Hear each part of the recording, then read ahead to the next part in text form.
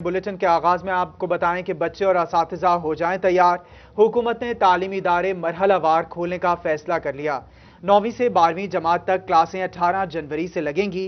पहली से 8वीं क्लास तक तालीमी इदारे 25 जनवरी से खोले जाएंगे। महकमा तालीम का 1 फरवरी से जामियात खोलने का फैसला। बोर्ड के इम्तिहानात मई जून में लिए जाएंगे, जबकि अगला तालीमी साल 1 अगस्त से शुरू होगा। वफाकी वजीर तालीम शफकत महमूद की जेर सदारत बैनुल सूबाई वज़ीर तालीम कॉन्फ्रेंस में अहम फैसले कर लिए गए। जबकि सूबाई वज़ीर तालीम मुराद रास का तालीमी इदारे खोलने के हवाले से ट्वीट कहते हैं कि आधे बच्चे एक दिन और आधे दूसरे दिन स्कूल आएंगे। तालीमी इदारों में SOPs पर मुकम्मल अमल दरामद कराया जाएगा। कहा, बच्चों का बहुत तालीमी हर्ज हुआ है। आपको अपडेट करें इस खबर के हवाले से। बच्चे और असातिज़ा हो जाए तैयार। हुकूमत ने तालीमी इदारे मरहलावार खोलने का फैसला कर लिया है। 9वीं से 12वीं जमात तक क्लासें 18 जनवरी से लगेंगी। पहले से 8वीं क्लास तक तालीमी इदारे 25 जनवरी से खोले जाएंगे। महकमा तालीम का 1 फरवरी से जामियात खोलने का फैसला है। बोर्ड के इम्तिहानात मई जून में लिए जाएंगे। अगला साल 1 अगस्त से शुरू होगा। वफाकी वज़ीर तालीम शफकत महमूद की जेर सदारत बैनुल सूबाई वज़राए तालीम कॉन्फ्रेंस में अहम फैसले। जबकि सूबाई वज़ीर तालीम मुराद रास का तालीमी इदारे खोलने के हवाले से ट्वीट है। कहते हैं कि आधे बच्चे एक दिन और आधे दूसरे दिन स्कूल आएंगे। तालीमी इदारों में SOPs पर मुकम्मल अमल दरामद करवाया जाएगा। कहा, बच्चों का बहुत तालीमी हर्ज हो चुका है। आपको बता रहे हैं वफाकी वज़ीर तालीम शफकत महमूद की जेर सदारत बैनुल सूबाई वज़ीर तालीम कॉन्फ्रेंस में अहम फैसले। जबकि सूबाई वज़ीर तालीम मुराद रास का तालीमी इदारे खोलने के हवाले से ट्वीट सामने आया है। कहते हैं कि आधे बच्चे एक दिन आधे दूसरे दिन स्कूल आएंगे। तालीमी इदारों में SOPs पर मुकम्मल अमल दरामद करवाया जाएगा। कहा, बच्चों का बहुत तालीमी हर्ज हुआ है। बच्चे और असातिज़ा हो जाएं तैयार। हुकूमत का तालीमी इदारे मरहला वार खोलने का फैसला। 9वीं और 12वीं जमात तक क्लासें 18 जनवरी से लगेंगी। हुकूमत के तालीमी इदारे खोलने के फैसले पर टोबा टेक्सिंग के तलबा, वालिदैन और असातिज़ा में खुशी की लहर दौड़ गई। फैसले को खुशाइन करार दिया। आपको बता रहे हैं हुकूमत के तालीमी इदारे खोलने के फैसले पर टोबा टेक्सिंग के तलबा, वालिदैन और असातिज़ा में खुशी की लहर दौड़ गई है। फैसले को खुशाइंद करार दे दिया है। इसी पर मजीद जान लेते हैं वकार घुमन से। वकार, आगाह कीजिएगा। जी, हुकूमत पाकिस्तान की जानिब से जो तालीमी इदारे कोरोना वायरस के बायस बंद किए गए थे, उनको मरहलावार खोलने का जो ऐलान किया गया है, इस पर हमारे साथ पेरेंट्स भी मौजूद हैं और टीचर्स भी मौजूद हैं। उनसे बात करते हैं कि वो इस फैसले को किस तरह देखते हैं। हुकूमत की जानिब से 9वीं से 12वीं क्लास तक के जो स्टूडेंट्स हैं, जो स्कूल कॉलेज हैं, उनको 18 जनवरी से खोलने का फैसला किया गया है। इस तरह पहली क्लास से 8वीं तक 25 जनवरी से, जबकि जो हायर कॉलेज और यूनिवर्सिटीज़ हैं, उनको 1 जनवरी से खोलने का ऐलान किया गया। हमारे साथ पेरेंट्स मौजूद हैं, उनसे बात करते हैं। मिस, काफ़ी अर्सा बच्चों का नुकसान हुआ है तालीम का, और अब 18 जनवरी से इसको मरहलावार खोलने का ऐलान हुआ है। आप इसको किस तरह देखते हैं? जी, हुकूमत पाकिस्तान का ये बहुत अच्छा डिसीजन है कि पूरा साल तकरीबन बच्चों का जो है वो तालीमी नुकसान हुआ है। उन्होंने बहुत अच्छा डिसीजन लिया है कि इसको दोबारा से स्कूल्स ओपन करने का फैसला किया गया है। तो हम इसको पॉजिटिवली लेते हैं कि बहुत अच्छा डिसीजन है। बहुत लॉस हो चुका है बच्चों का, तो अब डेफिनेटली जिस तरह बच्चे घर में रह के उस तरह से स्टडी नहीं कर पाते, जिस तरह से स्कूल में आके वो स्टडी कर सकते हैं। तो ये हुकूमत का एक अच्छा डिसीजन है। टीचर्स भी हमारे साथ मौजूद हैं, उनसे बात करते हैं। मिस, 1 अगस्त से जो नया तालीमी साल अब शुरू होगा, और हुकूमत का ये भी कहना है कि तमाम क्लासों के जो है इम्तहानात भी लिए जाएंगे। आप इसको किस तरह देखते हैं? जी, अस्सलाम वालेकुम। एक्चुअली जो है बहुत टाइम हो गया कि पूरा साल जो है स्कूल बंद रहने की वजह से बच्चों में डिसिप्लिन में हर तरह की जो है एक्टिविटीज़ जो हैं वो डिस्टर्ब हुई हैं। तो इसीलिए मेरा ख्याल है कि हुकूमत का ये अच्छा प्लान है कि स्कूल ओपन करने से बच्चों की हर तरह की जो उनकी हैबिट्स थी वो डेवलप होंगी और बच्चे रेगुलर होंगे और प्रॉपर तरीके से अपनी स्टडी को टच कर सकते हैं, जिससे जो है बच्चे अपने फ्यूचर को बेटर कर सकते हैं।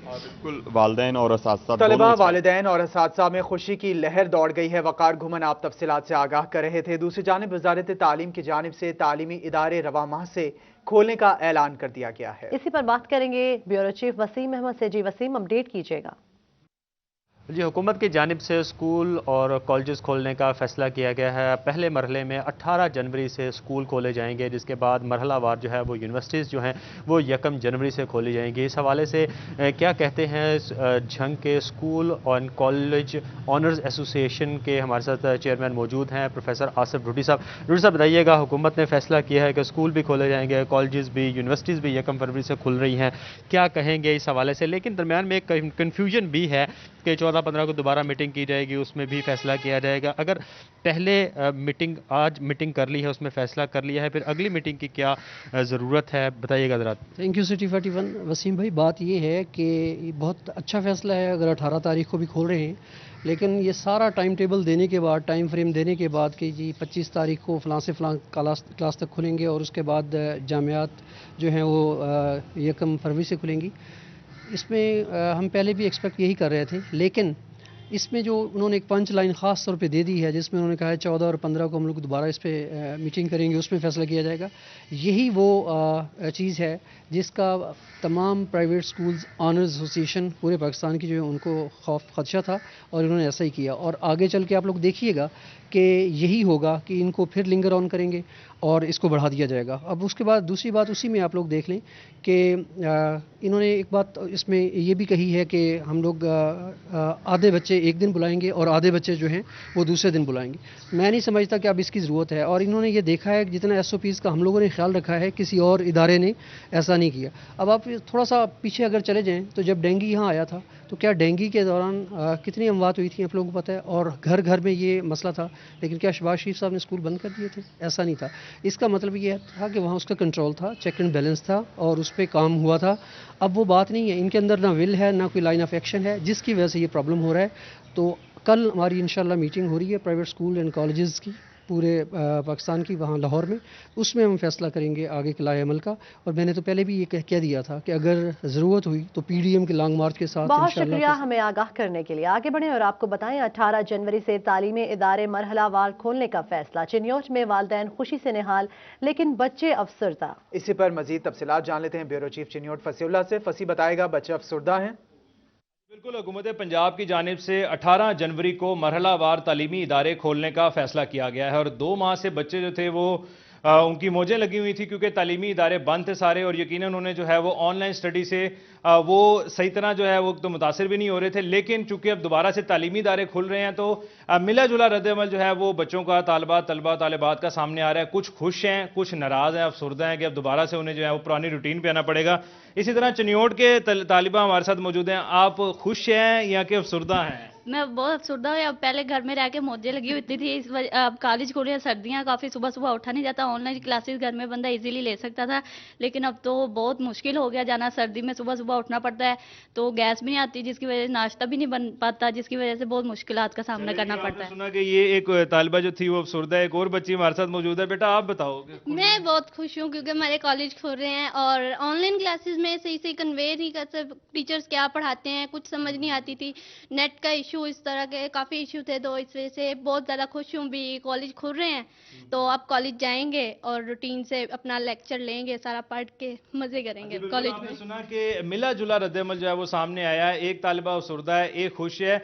अब वालिदैन तो यकीनन खुश होंगे, उनसे भी बात करेंगे। माँ जी, आप क्या कहेंगी कि अब ये दोबारा से जो है वो स्कूल कॉलेज चल रहे हैं? हाँ जी, जाएं स्कूल जाएं, रूटीन बन जाए, सुबह सुबह जाए, गैस भी नहीं आ रही, चलो स्कूल जाएं, आए तो फिर खाना खिलाएं। ब्यूरो चीफ चिन्योट फसीउल्लाह आप तफसीलात से आगाह कर रहे थे। अभी आपको बताएं कि महकमा तालीम पंजाब ने स्कूल्स काउंसिल को असर-ए-नौ तश्कील देने के लिए हिदायतनामा जारी कर दिया। मजीद बात करेंगे अपने नुमाइंदा जहांगीर अशरफ से। जी जहांगीर, अपडेट कीजिएगा। सरकारी स्कूल्स में नॉन सैलरी बजट समेत जितनी भी फंडिंग है उसको इस्तेमाल करने के लिए स्कूल काउंसिल्स बनाई जाती है, ताकि शफाफ अंदाज से फंडिंग को बच्चों की फलाह में इस्तेमाल किया। से जो तरमीम है कवानीन में स्कूल काउंसिल्स की तश्कील के हवाले से तमाम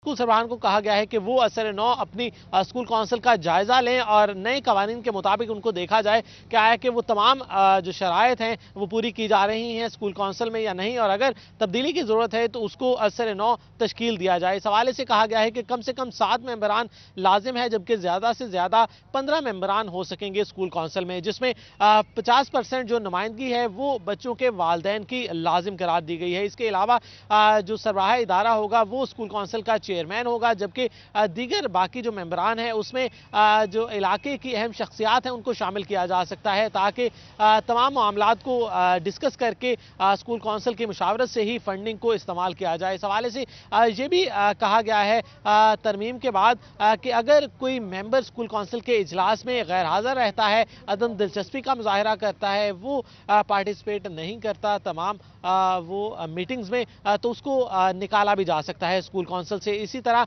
नया जो मेंबर है उसको शामिल भी किया जा सकता है, और ऐसे वालिदैन जिनके बच्चे अपनी तालीम मुकम्मल कर चुके, अगर उनकी परफॉर्मेंस बेहतर रही हो स्कूल काउंसिल के इजलासों में तो उनको मजीद एक्सटेंशन भी दी जा सकती है बतौर जनरल मेंबर। इस हवाले से तमाम जो सरबराहान इदारा है उनको कहा गया है कि वो अपनी स्कूल काउंसिल के हवाले से रिविजिट करें और नई पॉलिसी के मुताबिक देखें कि कितने मेंबरान शामिल हैं, और ये भी इंस्ट्रक्शन दी गई है कि फीमेल स्कूल्स में कोशिश की जाए कि तमाम जो फीमेल हैं उन्हीं को मेंबर बनाया जाए, लेकिन जनरल मेंबर में ज़्यादा से ज़्यादा 2 मेल अकोमोडेट किए जा सकते हैं, 2 मेल मेंबर बनाए, मदर को ही बनाया से आगाह कीजिएगा।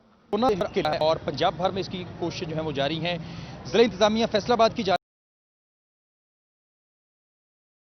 से भी मास्क फ्री जो हैं वो दिए गए हैं। इसके साथ साथ समाजी फासला और दीगर जो SOPs हैं उनका जायजा लेने के लिए जो है वो इस वक्त deputy commissioner general bus stand पर मौजूद है, उनसे इस हवाले से बात भी करते हैं। सर ये बताइएगा क्या क्या एक्टिविटीज़ रखी गई हैं और कुछ अफराद को यहाँ से पकड़ा भी गया है, उनके खिलाफ क्या कार्रवाई की जाएगी? जी बुनियादी तौर पे तो इसमें अवेयरनेस का कंपोनेंट सबसे ज़्यादा है, और आज का दिन जो है उसमें एंट्री एग्जिट पॉइंट्स पे बैनर्स और पैनाफ्लेक्सेस जो है वो हम लगवा रहे हैं, और 7 लोगों में मास्क डिस्ट्रीब्यूशन की एक्टिविटी है। मीडिया के साथ अवेयरनेस के हवाले से कैंपेन जो है वो हम लॉन्च कर रहे हैं। तो ये 7 दिन मुख्तलिफ एक्टिविटीज़ इसी हवाले से चलती रहेंगी, क्योंकि आपने देखा होगा कि सेकंड वेव जो है उसमें इंटेंसिटी जो है वो काफ़ी उसकी ज़्यादा है। बल्कि हमारे यहाँ चनाब क्लब के साबका सेक्रेटरी अभी मुझे इतला आई है उन बेचारों का भी इंतकाल हो गया कोरोना से, तो इसमें नंबर ऑफ़ डेथ्स जो हैं वो काफ़ी ज़्यादा हो रही हैं, और चूँकि ज़्यादातर लोग घरों में हैं तो वो फिगर्स रिपोर्ट नहीं हो रही, तो लोगों को शायद उसकी तशवीश का उस तरीके से अंदाज़ा नहीं है। तो इसलिए गवर्नमेंट का ये फैसला है कि जितना लोगों में अवेयरनेस ज़्यादा होगी उतना इस बीमारी पे जो है हम जल्दी काबू पा सकेंगे। पहली जब वेव आई थी तो इंतज़ामिया की जानिब से सख्त कार्रवाइयाँ देखने में आ रही थी, इस वक्त जो है वो अभी हाथ नरम लग रहा है, क्या आने वाले दिनों में कोई ऐसा प्लान है?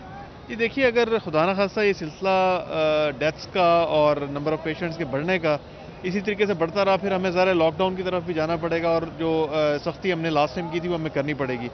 इस दफ़ा लोगों में खौफ जो है वो उतना नहीं है, क्योंकि एक दफ़ा काफ़ी सारे लोगों को कोरोना हो के एसिम्प्टोमेटिक या माइल्ड सिम्टम्स के साथ गुजर चुका है, तो उसको देखते हुए लोग ये एक्सपेक्ट कर रहे हैं कि शायद ये इतनी ख़तरनाक बीमारी नहीं है, मगर उसके साइड इफ़ेक्ट्स या आफ्टर इफ़ेक्ट्स अब लोगों को आहिस्ता आहिस्ता आना शुरू हो रहे हैं। तो मेरा ख्याल है हमें एहतियात करनी चाहिए, और जितना हम इस बीमारी से, इस वायरस से बच सकते हैं वो हमें पूरी कोशिश करनी चाहिए। शहरियों की जिम्मेदारी है कि एहतियात करें ताकि आपकी, हमारी और बहुत शुक्रिया रमजान मिर्जा हमें तफसीलात से आगाह करने के लिए। बुलेटिन में वक्त के सिलसिले को आगे बढ़ाएं और आपको बताएं Faisalabad chamber of commerce and industry में कमिश्नर फैसलाबाद साकिब मन्नान सनतकारों और ताजिर बरादरी से मुलाकात कर रहे हैं, जहां शहर के पजीदा मसाइल पर गुफ्तगू की जा रही है। आइए आपको लिए चलते हैं। एक सर झामरा रोड है, एक समुद्री से लिंक करती रोड है सर, वहाँ पर इतने गड्ढे पड़ चुके हैं कि लोगों को अपनी फसल लेकर जाते हुए, वो रास्ता 12 किलोमीटर का है, तो उस रास्ते को कूप अप करते हुए कम से कम 2-3 घंटे लग जाते हैं। वो ट्रैवलिंग टोटल आधे घंटे की थी, वो बढ़ के सर 2-2.5 घंटे से पहुंच गई। किसान अपनी फसल को पहुंचा ही नहीं पाता, उसकी कॉस्ट बढ़ जाती है। वो किसान जो ऑलरेडी बमुश्किल अपना गुजारा कर रहा होता है, जब उसकी कॉस्ट ऑफ ट्रांसपोर्टेशन ही बढ़ जाएगी तो सर वो कैसे सर्वाइव कर सकेगा। तो जिस तरह अभी CM साहब ने फंड्स भी रखे हैं, तो मेरी रिक्वेस्ट है कि आप उन रोड्स को भी अपनी उसके अंदर शामिल करें, और एक एक करके ही सही उनकी भी डेवलपमेंट के ऊपर काम किया जाए। सर इसके साथ साथ बहुत सारे और मसाइल डेवलपमेंट के शहर के अंदर मसाइल हैं, हम आपको इस बात पर भी क्रेडिट देते हैं कि आपने फैसलाबाद की चंद सड़कें जो अभी मेन सड़कें शाहराहें हैं जो टूट फूट का शिकार था उन्हें अनाउंस की, लेकिन अगेन सर यहाँ पर मिसिंग्स हैं, कुछ मेजर रोड्स, कुछ मेजर लिंक्स। सर शहर के मसाइल हैं, शहर की इंक्रोचमेंट के कुछ मसाइल हैं, वो मेरे दोस्त जब क्वेश्चन आंसर सेशन में आपसे बात करेंगे तो मैं समझूंगा वो बेहतर तरीके से, क्योंकि आई ओनली बिलीव कि being president and I am the representative of the whole sector, तो जो लोग वहाँ मुंसलिक हैं वो अपनी बात करें और आप उनको उनके जवाबों पे उनको जवाब दे सकें। तो वंस अगेन जी हम आपकी यहाँ आने का सर नहायत शुक्रगुजार हैं, आपने टाइम निकाला और फैसला अपनी पहली मसरूफियत में से फैसलाबाद चैम्बर को ना सिर्फ टाइम दिया बल्कि अपना जो रोड मैप है जिस पे आप काम करने जा रहे हैं, जहाँ पर आप समझ रहे हैं, उसके अंदर हमें शामिल किया। तो sir we are really honoured और हम समझते हैं कि आप इंशाल्लाह ताला आपकी सलाहियतों को, आपकी हिस्ट्री को देखते हुए आप फैसलाबाद के लिए ऐसा प्लान देने में कम से कम लाजमी कामयाब हो जाएंगे जिससे आप लंबे अरसे तक आपको याद रखा जाएगा जी। अल्लाह ताला हम सब का हामी व नासिर हो। पाकिस्तान जिंदाबाद।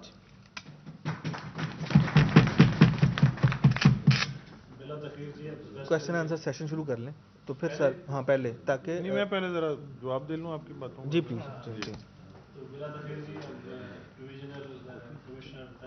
सर कॉफी की चाय कॉफी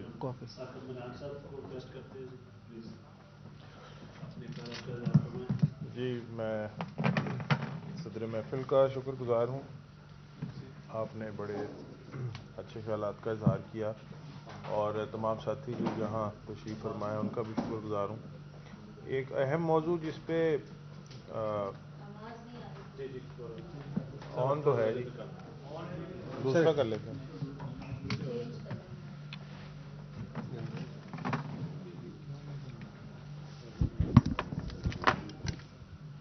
अब आ रही है।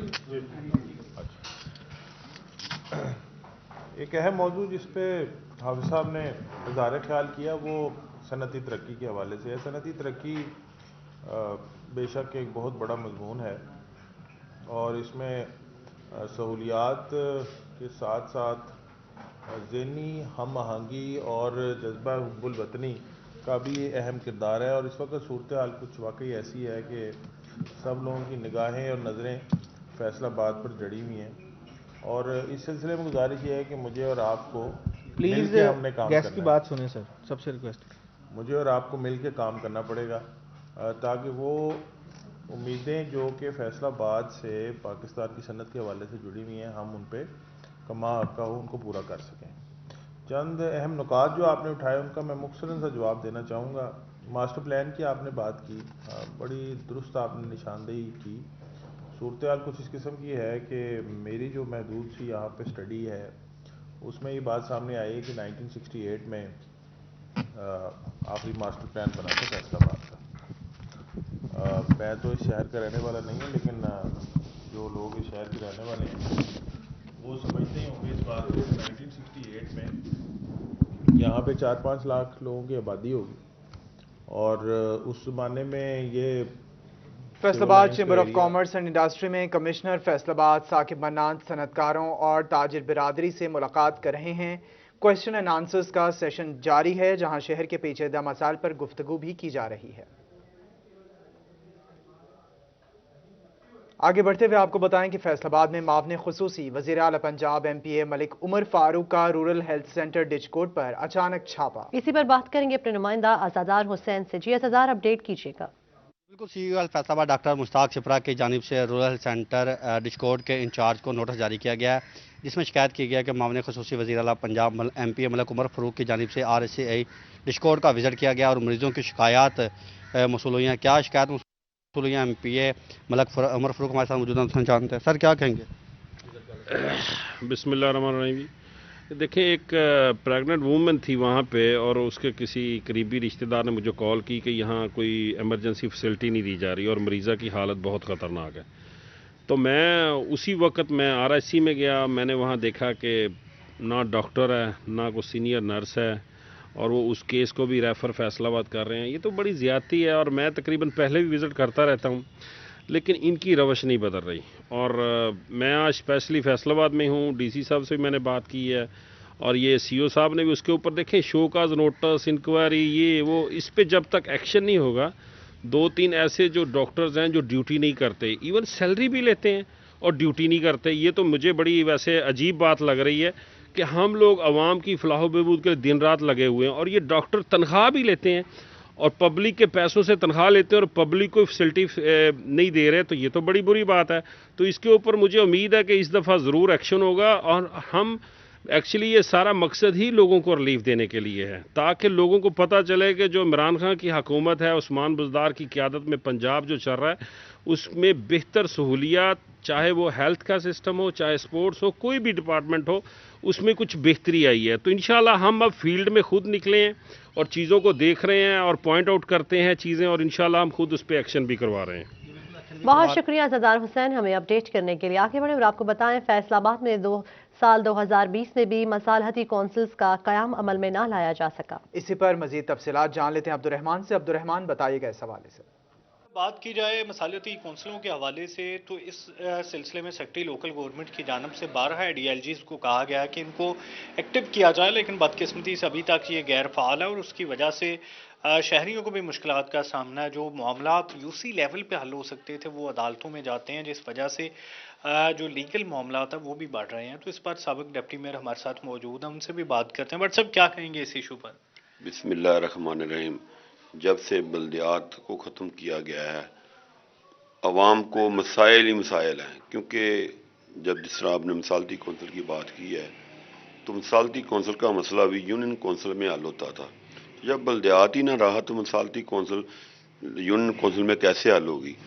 यूनियन कौंसिल के सेक्रेटरी के पास जाते हैं, सेक्रेटरी साहब कहते हैं अदालत में जाएं, तो अदालतों में तो सैकड़ों केस होते हैं जो कभी भी हल नहीं होते। अगर हल भी होता है तो साल लगता है, 2 साल लगता है, उतनी देर पता नहीं क्या का क्या हो जाता है। तो बात यह है कि जब से ये गवर्नमेंट आई है, मिसालती कौंसिल तो क्या, तो इस गवर्नमेंट से कोई भी मसला हल नहीं हो रहा। तो लिहाजा बात यह है कि मैं वज़ीर आला पंजाब से मुतालबा करूँगा अवाम की तरफ से कि फौरी तौर पर मिसालती कौंसिल को बहाल किया जाए। अगर कोई बेहतर काम ये करना चाहती है गवर्नमेंट तो बराए मेहरबानी दूसरे काम के साथ साथ ये मिसालती कौंसिल को भी बहाल किया जाए ताकि जो लोगों को परेशानियां आ रही हैं वो ख़त्म हो सकें। अच्छा, इस हवाले से साबिक जो बल्दियाती नुमाइंदगान हैं उनकी जानब से यही मुतालबा सामने आता है। मसालहती काउंसिल्स का क़याम अमल में नहीं लाया जा सका। अब्दुर्रहमान, आप तफसीलात से आगाह कर रहे थे। वक्त हुए ब्रेक का, हमारे साथ रहिए। Welcome back. ब्रेक के बाद आपको बताएं कि पाकिस्तान सिविल एविएशन की 2 हिस्सों में तकसीम का मामला, कौन सा ऑफिसर और मुलाजिम किस हिस्से में होगा, शोबा HR ने अफसरान और मुलाजमीन से ख्वाहिश पूछ ली है। इसी पर बात करेंगे अपने नुमाइंदा सईद अहमद सईद से। जी, अपडेट कीजिएगा। जी बिल्कुल, पाकिस्तान सिविल एविएशन अथॉरिटी को 2 हिस्सों में तकसीम करने का ये मामला है, जिसके ऊपर किन अफसरान व मुलाजमीन को किस हिस्से के अंदर मुंतकिल किया जाएगा, इसके ऊपर सोचो विचार है वो शुरू कर दी गई है। और सिविल एविएशन अथॉरिटी HR की तरफ से एक परफॉर्मा है वो सिविल एविएशन अथॉरिटी के तमाम अफसरान व मुलाजमीन के लिए अरसाल है वो किया गया है, जिसके ऊपर मुलाजमीन व अफसरान से उनकी दिलचस्पी है तो वो मांगी गई है कि आया कि वो रेगुलेटरी या फिर जो दूसरा जो उसमें शोबा होगा जिसमें एयरफोर्स एंड ऑपरेशन शामिल है उसके अंदर जाना चाहते हैं। और उस वाले से 15 जनवरी 2021 तक उन परफॉर्मे के ज़रिए उनसे ख्वाहिशात हैं वो तलब की गई है। और शोबा HR की तरफ से जारी करदा जो एक मरासले के मुताबिक ये फैसला किया गया है कि उन मुलाजमीन को जो कि तजर्बे की बुनियाद पर दीगर महकमों के अंदर और दीगर जो शोबों के अंदर काम कर रहे थे वो भी अपनी ख्वाहिश का इजहार है वो कर सकते हैं। और इस तमाम तर मामला के पेश नज़र जो सिविल एविएशन अथॉरिटी के एक्ट्स, आइन और जो सीनियरिटी की बुनियाद पर उनको उनके ख्वाहिश के मुताबिक जो शोबा होगा, डिवीज़न होगा, हिस्सा होगा, उसमें जाने की इजाज़त है वो दी जाएगी। लेकिन इस तमाम प्रोसीजर के अंदर मुलाजमीन की ख्वाहिश के साथ साथ जो सिविल एविएशन अथॉरिटी के कवानीन है और सीनियरिटी है और वहाँ पर मौजूद खालिद सामियों की बुनियाद पर ये फैसला है वो किया जाएगा। और इस हवाले से ज़राए का ये कहना है कि सिविल एविएशन अथॉरिटी के जो 30 सितंबर 2020 को 184वें इजलास के अंदर ये फैसला किया गया था कि सिविल एविएशन अथॉरिटी को जो है बहुत शुक्रिया आपका हमें अपडेट करने के लिए। आगे बढ़े और आपको बताएं, पंजाब में 12 अहम असामियों पर भर्तियों का अमल मशकूक। एंटी करप्शन के स्टिंग ऑपरेशन के दौरान गिरफ्तार मुलजिमान के चशम कुशा इंकशाफात। पंजाब पब्लिक सर्विस कमीशन मुकाबले के इम्तिहानात की साख दाव पर लग गई। मुलजिमान ने 12 अहम असामियों के पर्चे लीक करने का इंकशाफ कर दिया है। जराये के मुताबिक एंटी करप्शन में इंस्पेक्टर्स की 8 आसामियों पर भर्तियों का अमल मशकूक। असिस्टेंट डायरेक्टर एंटी करप्शन की आसामियों पर भर्ती का अमल भी मशकूक हो गया।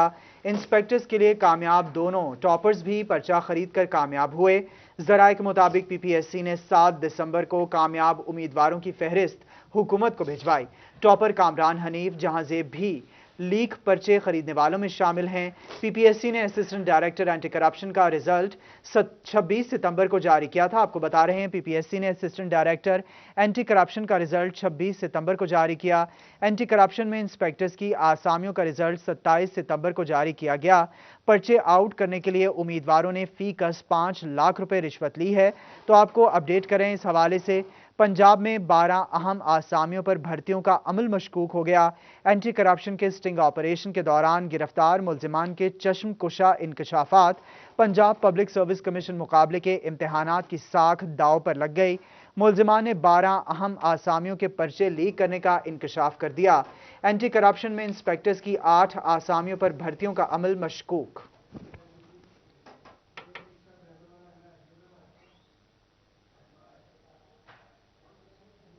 दूसरी जानिब चिन्यूट में बेजा चालान पर रिक्शा ड्राइवर सरापा एहतजाज हैं। इसी पर बात करेंगे अपने नुमाइंदा अब्दुल कदीर से। जी अब्दुल कदीर, अपडेट कीजिएगा। एक तरफ जहां महंगाई में इजाफा हो रहा है और शहरी जो है वो अपने घर का चूल्हा जलाने में शदीद परेशान दिखाई दे रहे हैं, तो दूसरी जानिब दिन भर रिक्शा चलाकर अपने घर का और अपने दीगर जो अखराजात है उसको बर्दाश्त करने वाला जो रिक्शा ड्राइवर है वो बेजा चलान के बायस सरापा एहतजाज दिखाई दे रहा है। और इस वक्त सरगोदा रोड पर जितने भी जो रिक्शा ड्राइवर है वो शदीद एहतजाज कर रहे हैं। उस हवाले से रिक्शा ड्राइवर हमारे साथ मौजूद भी हैं, उनसे भी बात करते हैं। बजाय बताइएगा क्या वजह बनी है, क्यों चलान किए जा रहे हैं? भाईजान, मैं तहसील चौक में आ रहा था और वहाँ पर सवारी खड़ी थी, उसने हाथ दिया, मैंने रोका और आगे से उन्होंने ट्रैफिक वालों ने मुझे रोका है और कहा कि तुमने इधर क्यों रिक्शा खड़ा किया और 1000 रुपये का चालान किया है। ये 300 रुपया मैंने कमाया और 1000 रुपये कहाँ से मैं लाऊं? रिक्शे हैं, उनका काम होने वाला, किसी रिक्शा ड्राइवर के पास कोई पैसे नहीं है, आटा खरीदने के लिए नहीं है, हम 1000 रुपये का चालान कैसे उतारें? मुतालबा यही है कि कुछ न कुछ हमारा भी ख्याल किया जाए, हमें रोड पर चलने दिया जाए। अगर हम रोड पर खड़े करते हैं तो वहाँ पर चलान, अगर शहर में चले जाते हैं तो वहाँ भी खिलारने नहीं देते हमें रिक्शा। रिक्शा ड्राइवर शदीद परेशान दिखाई दे रहे हैं। दिन भर जो है वो मेहनत मजदूरी करके 300 रुपये कमाने वाला एक रिक्शा ड्राइवर, उसका 1000 रुपये का चालान किया जाता है तो वो सरापा एहतजाज होकर। बहुत शुक्रिया अब्दुल कदीर हमें अपडेट करने के लिए। आगे बढ़े और आपको बताएं, फैसलाबाद में इकबाल स्टेडियम में बट क्रिकेट क्लब और जुल्फिकार क्रिकेट क्लब का टाकरा जारी है। टाकरे के हवाले से मजीद तफसीलात जान लेते हैं अली रियाज से। अली, आगाह कीजिएगा। आज ही बिल्कुल इकबाल स्टेडियम में बट क्रिकेट क्लब और जबकि जुल्फकार क्रिकेट क्लब के मोबैन इस वक्त टाकरा जारी है। बट क्रिकेट क्लब ने पहले बैटिंग करते हुए 220 रन का जो है वो हदफ दिया। अब जुल्फकार क्रिकेट क्लब जो है वो मैदान में उतरेगी और देखेंगे दोनों टीमें जो है पुरअज़्म है आज के मैच के। 50 करने वाले मेरे साथ प्लेयर मौजूद हैं, उनसे बात करते हैं, बहुत शानदार इन खेलने से बात करते हैं। बताइएगा विकेट के हवाले से और ऐसे दोस्ताना मैच के हवाले से थोड़ा सा बताइएगा। बिस्मिल्लाहिर्रहमानिर्रहीम। जैसे कि आप जानते हैं कि सर्दियों में स्टार्टिंग में विकेट में मॉइस्चर होता है, तो स्टार्टिंग में भी कुछ ऐसे ही था, विकेट थोड़ा गीला था और बॉलर्स ने भी अच्छी उनकी बॉलिंग की। पर यह है कि शुरू के 10 ओवर हमारे बैट्समैनों ने अच्छा सर्वाइव किया और उसके बाद विकेट थोड़ा इजी हो गया हमारे लिए और माशाल्लाह से काफ़ी अच्छा हमने टारगेट सेट कर लिया। आज ही सेट कर लिया। कप्तान मेरे साथ मौजूद है, जुल्फकार से बात करते हैं। सर बताइएगा क्या समझते हैं दोस्ताना ऐसे चैलेंज मैचेस से आपस में कैसी गैदरिंग मिलती है? ये बहुत अच्छा फील हो रहा है और इंशाल्लाह ताला इस तरह के जो इवेंट्स होते हैं और इस तरह के मैचेस जो होते हैं वो हमारे लिए, हमारे मुल्क के लिए, हमारे शहर के लिए बहुत ही अच्छे हैं और लोगों के लिए जो है वो बहुत ज़्यादा फ़ायदेमंद है। और तमाशाइयों जो है हम चाहते हैं कि ऐसे ही जो मैचेस है वो उनका इनकाद होता रहे और इंशाल्लाह ताला जो दोस्तों ने माशाल्लाह बड़ा अच्छा टारगेट सेट किया और इंशाल्लाह आई होप कि that is very easy for us and we will chase it easily. तो इंशाल्लाह ताला ये इस तरह के जो इवेंट्स हैं बहुत ही ज़बरदस्त हैं और आइंदा भी होने चाहिए। हाँ जी बिल्कुल होने चाहिए। यहाँ पे कप्तान मौजूद हैं भट्ट के, उनसे बात करते हैं। बताइएगा क्या समझते हैं दोस्ताना मैच, क्या कहेंगे इस पे? ये कहेंगे कि हमने 222 रन का टारगेट सेट किया है अभी, ठीक है, तो अब देखते हैं कि इनकी बैटिंग कैसी है, उस हिसाब से फिर हम अपनी बॉलिंग भी मतलब कि उस हिसाब से बॉलिंग लगाएंगे। सारा फ्रेंडली मैच है, एंजॉय करते हैं। बहुत शुक्रिया अली रजा, आप मैच का अहवाल बता रहे थे। न्यूज़ स्टूडियो से फिल वक्त इतना ही।